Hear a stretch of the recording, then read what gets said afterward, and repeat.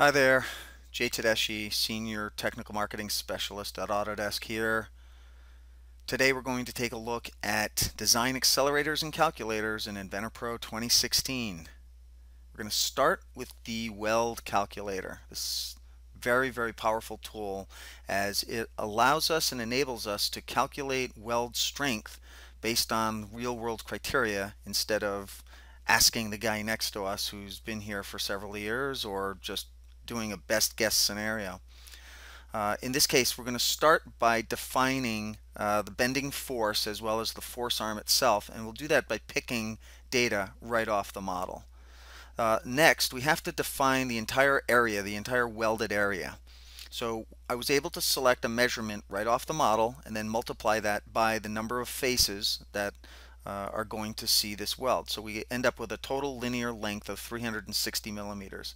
Now you'll note that when I do my initial calculation, it comes up and shows us that this weld is not strong enough, and over in the results it actually shows us what the minimum weld size should be, which is 9.9 millimeters. So I gave it some leeway there and put in a 12 millimeter weld. Now you'll note that the weld parameters are all added as a feature into the weldment environment. So when we go into welds for fillet weld, that value is already pre-existing. Now let's go ahead and select all of the faces that are going to see this weld. I'll just pick through the part. We'll just keep using select other, select there, select that. Let's pick one more. Got it. Now we'll continue and pick the mating face. And voila, there are all of our welds. And we didn't have to guess. We didn't have to ask somebody who's done something like this before.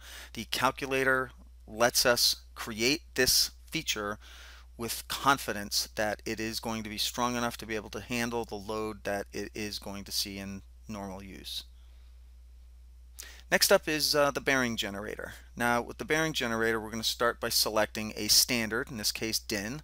We'll select the type of bearing we want to place, and now we'll do some picks right off the model itself. So for example, we're looking for spherical bearings that have outer diameters which are close to or exceed this cylindrical face diameter, that have thicknesses that I'm specifying right now, as well as overall width of what I'm specifying right now. And as you can see, several come up in the selection tool. We'll select the one that's closest to what we want. It fits almost perfectly, and when we finish the selection, the sectioning takes place again, the section tool that we used for visibility. Finally, let's take a look at the bolted connection generator. This is probably the most used generator calculator, as it's accessible not only in the design tab but also via Content Center when you're doing any type of fastener selection.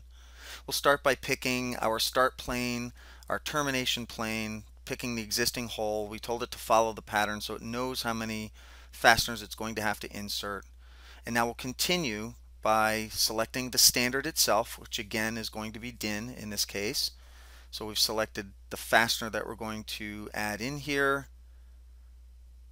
Now let's finish up by selecting both a lock washer and a nut. So again, we'll filter the results by looking only at DIN lock washers. We selected one. Now let's take a look at the nuts. Again, set our standard to DIN. There we go. Scroll down. There it is right there, 6915. So we'll add that in. These can be saved as a frequently used configuration. In this case, however, we're going to go right to the calculator. We will start by doing bolt diameter design. We enter in the number of bolts. Now we'll go to a number of bolts design. This is going to drive functionally. Essentially, it's going to do our stress calculations and ensure that based on the materials that we're using and the number of fasteners that we have in the array, that we will be able to stand up to the load that we are going to see. The calculate tool will tell us that. Just hit calculate and it looks like we are good. So let's hit OK and place the fasteners. Now with that, I want to thank you for your time. I hope this was informative, and I look forward to speaking to you all again in the near future. Thanks a lot. Bye-bye.